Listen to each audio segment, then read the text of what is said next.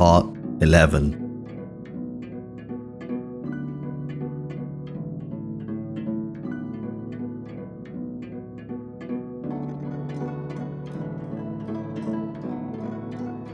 In this part of the series, I'm going to guide you through a movement involving our elbows.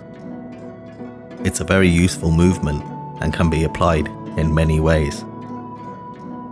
A movement like this can be used to release a hold and to set the attacker up to do something. In this movement, we want the attacker to punch her in the face, because this is the kind of thing that is likely to happen. I explained in part 1 that we share the same traits as our ancestors. I spoke about a monkey falling from a tree and that it reaches for the nearest branch. So we should use the attacker's amazing abilities against them. We are very flexible and are able to move in many ways. As we investigate this movement, we have to understand ourselves. We are all the same. Some people are bigger, some stronger, some people are slimmer, some people are shorter, but we are all the same.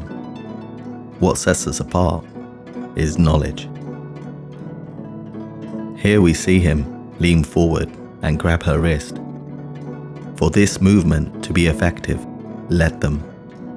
The wrist is not designed to be bent the wrong way. The stronger the grip, the more it will hurt. Everything in this movement has to be done quickly or it cannot work because of the speed of their reaction.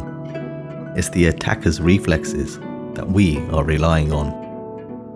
When the attacker grabs the arm, she uses a shoulder and elbow simultaneously, as the elbow is curved above and over his arm. It's now that his grip will be released. It also throws their arm down, which will make him use his other arm, in this case, the punch to her face.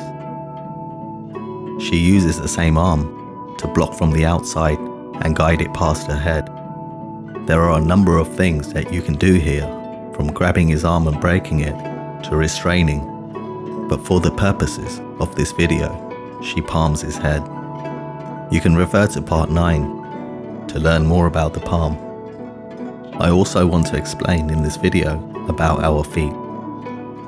Your feet have to move according to the direction you are moving for optimum health. If you do not orient your feet in the correct way, you'll get an injury in your knees.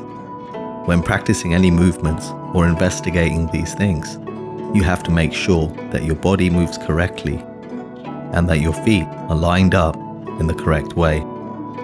You're more likely to injure yourself from practicing in the wrong way than from someone taking advantage of you in a violent situation. The feet have to be moving in the direction that your body does. Correct foot movements make all the difference. Foot movements are as important as your arm movements. Let's look at this again. As soon as he grabs her wrist, she raises her elbow over his arm towards the inside. This releases the hold and forces his arm down.